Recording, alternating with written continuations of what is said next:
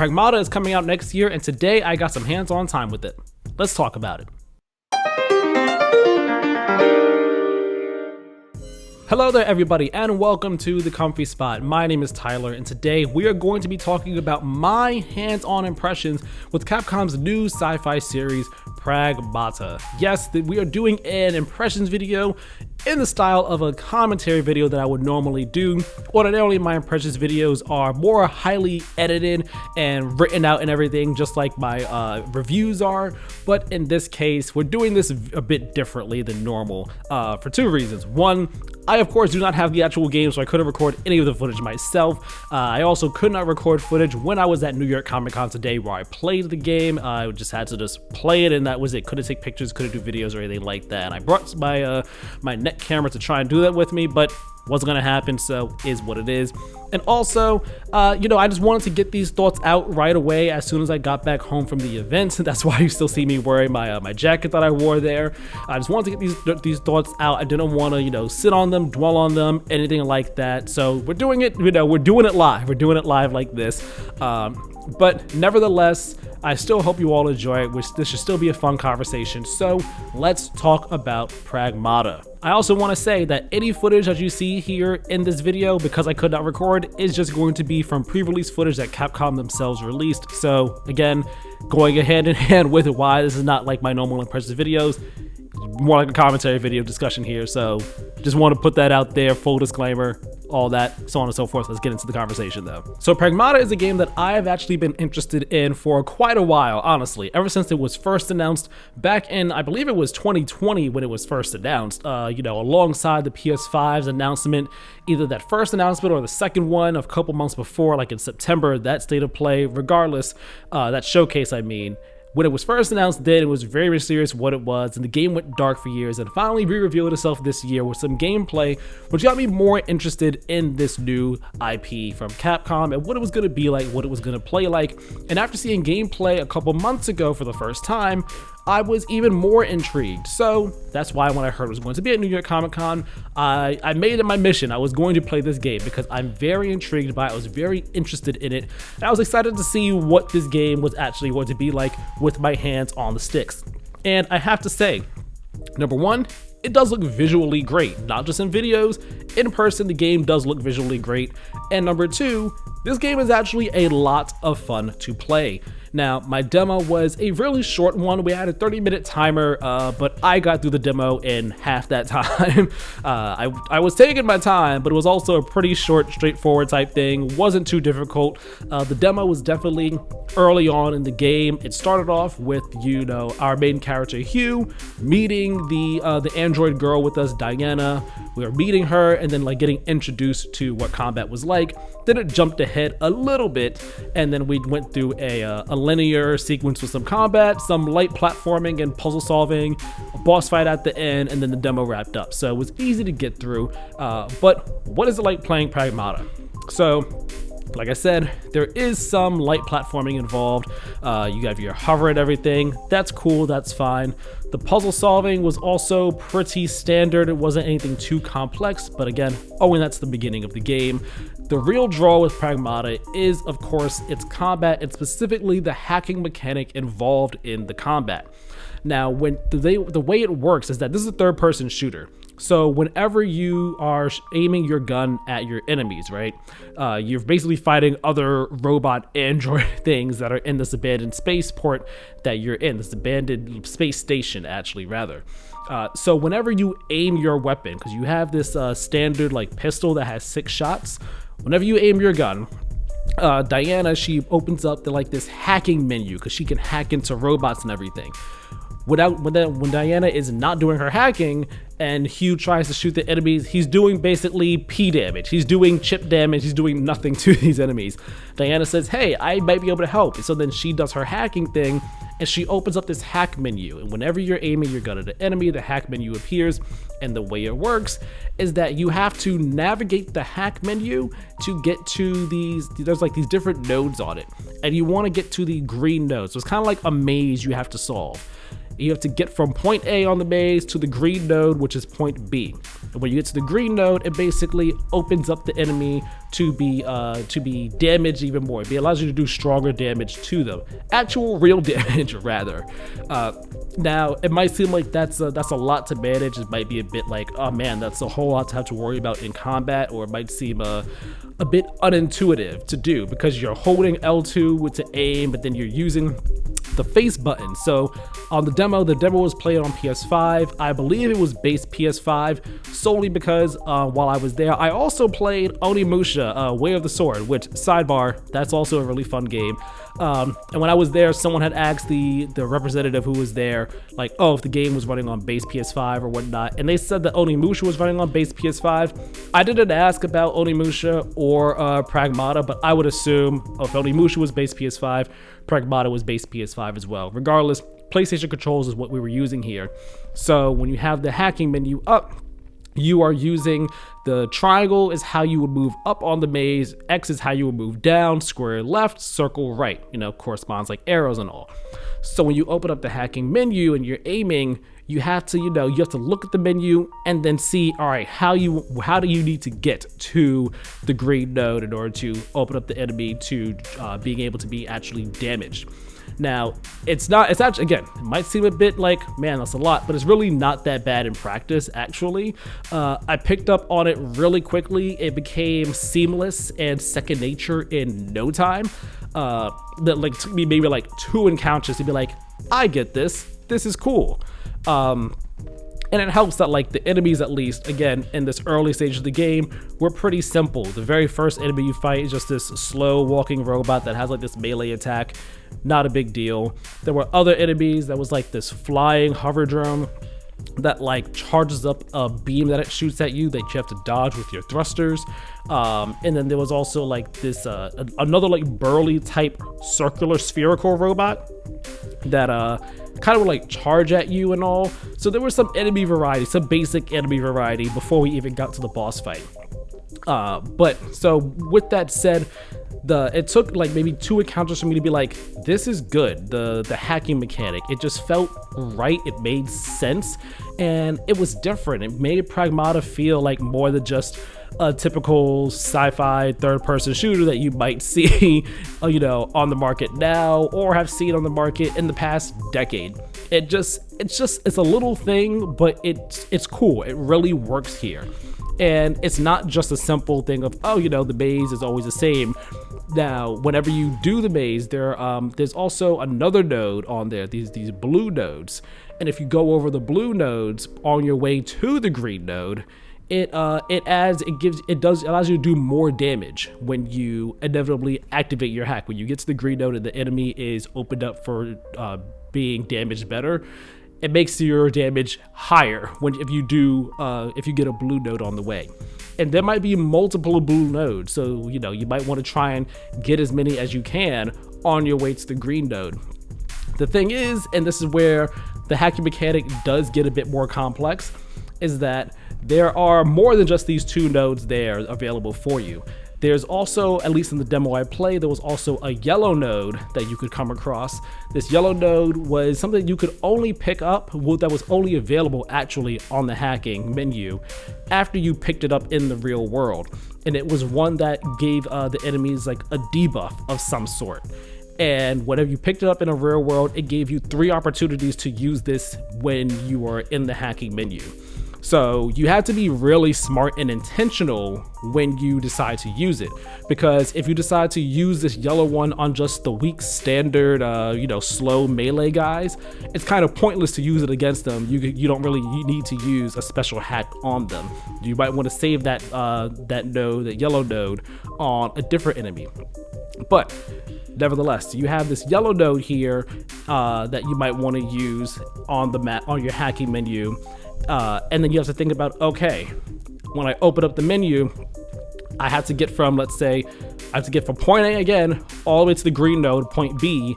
I see there's like 2 or 3 blue nodes on the map, and there's also this yellow node. How do I get all the nodes that I want? How do I get from the beginning and get like this blue node over here and get to the ending without using the yellow node? Because I kind of want to save that for a later boss or a later enemy that's going to be stronger than this one. And how do I do that without getting hurt, one, while like avoiding damage from enemies that are attacking me, and 2, just trying to be quick about this. So it requires like a bit of split focus, but again, it just felt right, and it was really fun, and it was actually pretty engaging, I have to say. Now, you do have more than just your pistol as a weapon. There are other weapons you could pick up in the while you're in the game exploring. There was a shotgun that you have. Let me preface it like this. You have your basic weapon, which is your pistol. Then on the left arrow on PS5 is just slot for your power weapons, I think is what they were called. In the demo, that was a shotgun, basically. And then the right arrow is for your tactical weapons. Now, in the demo, that was this stasis net weapon that basically, if you fired it at an enemy, it landed like it placed on this stasis net that kept them locked in place wherever they were for a short period of time, allowing you to, you know, if you wanted, maybe you would need to run off, get some ammo, refresh yourself, reheal yourself, you could do that, or just wail on them and damage their weak spots for as long as they're stuck there, or even, you know, if they're there and you have them in the stasis, that this is your time to do a hack on them and all. Gives you a bit of breathing room or breathing space to do that. So you have these, there's, you know, to add a bit of complexity to things when it comes to the combat. But with these power and tactical weapons that you could pick up, they, unlike your pistol, the pistol automatically recharges itself. So it has 6 shots. It has 6 shots in its barrel. And then after you do any amount of shots, the pistol will automatically reload itself. But your power and tactical weapons, they don't. They only have 5 shots, and after that 5 shots is gone, the weapon itself is gone. The only way to get that weapon again is to pick it up in the world. So similar to that yellow node on the hacking menu, you have to be very deliberate and intentional with when you use these and how you use these. You can't just freely, willy-nilly use them whenever you want to, or be like, oh yeah, I got a shotgun, I'm just gonna go balls to the wall crazy. You have to be very smart about how you use the tools that are at your disposal. And I like that. And, you know, again, all of this section that we played, or that I played in the demo, was very easy, was very simple. I could definitely see how that could open up layers of depth and complexity and real methodical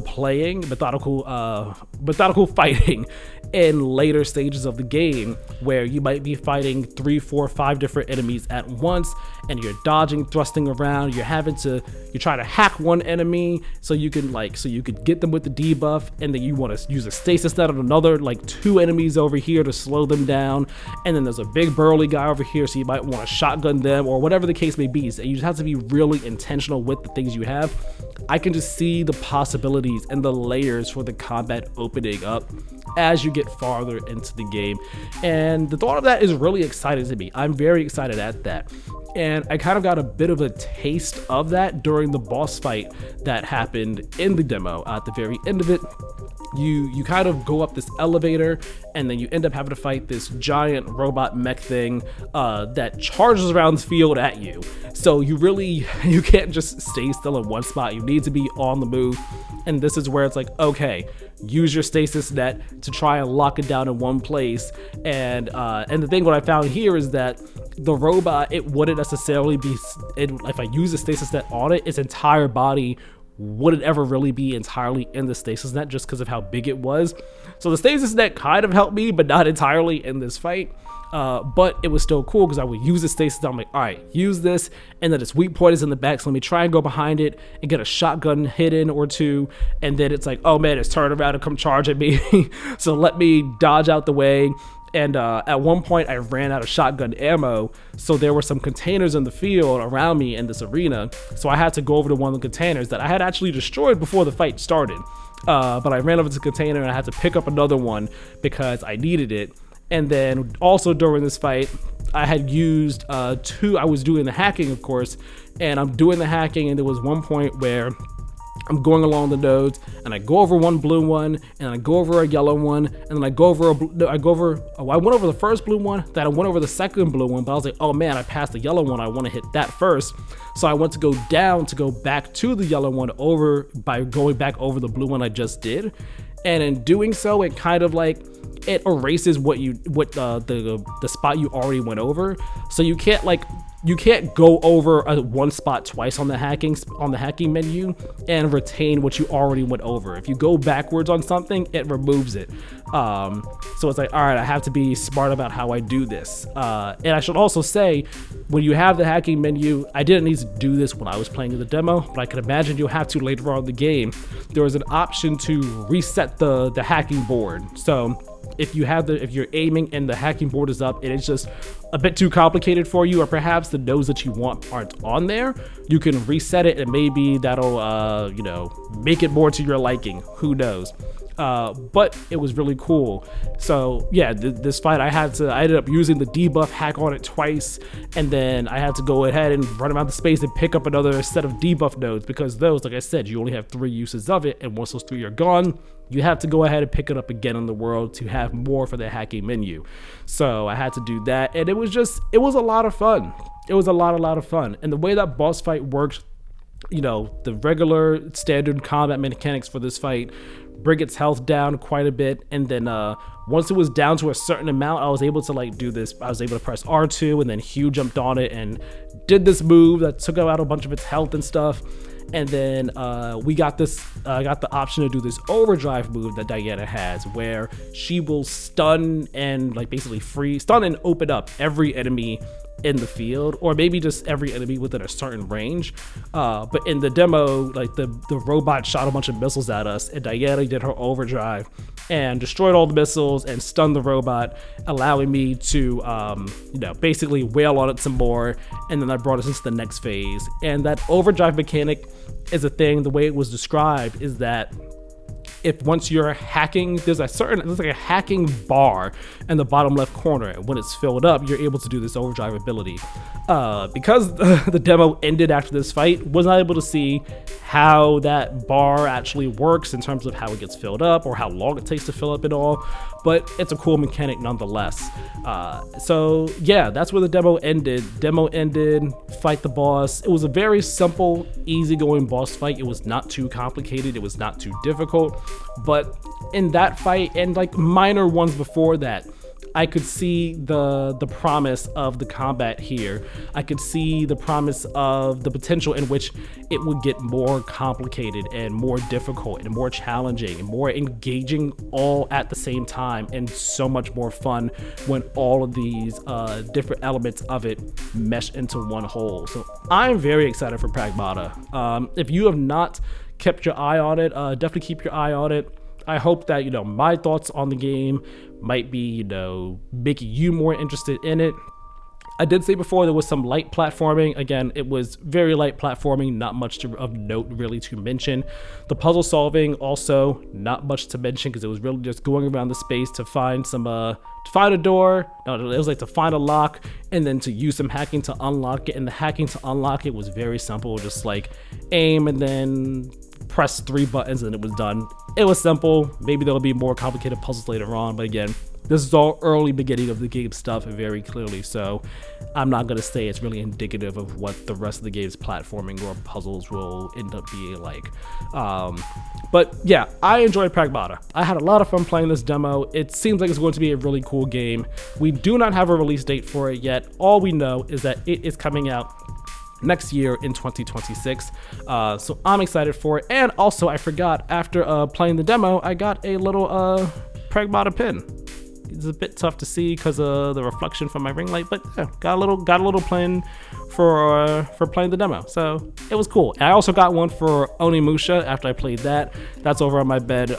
Don't have it right next to me. And I also played the demo for My Hero All's Justice. Got a pin keychain for that. All cool games, but Pragmata was the focus of this video. Really enjoyed Pragmata. Definitely keeping my eye on this game. I think everyone here as well should also keep an eye on the game. I know demo media journalists, other creators have probably already, well, not probably, have definitely already played and previewed this game. Don't know if they played the same demo I did. They might have played something that was a bit more in depth, so you might have already heard people's thoughts on it, but I still wanted to share mine on the game since it was my first time playing it. So all that said, thank you all so very much for watching. I know this was a different type of impressions video than usual. We might do more of these depending on the situation and all. I'd like to try and keep them to being like the edited ones that I do, similar to my reviews. But when the situation arises, when the need is there for it to be like this, we'll do impressions videos like this. So nevertheless, I hope you enjoyed this video. Leave a like on this video if you enjoyed it. Let me know down in the comment section below if you did enjoy it and what your thoughts are on Pragmata as well. Hit the subscribe button and also hit that notification bell. That way you know as soon as new videos go live. My name is Tyler. This has been The Comfy Spot. We'll talk next time. Have a good one.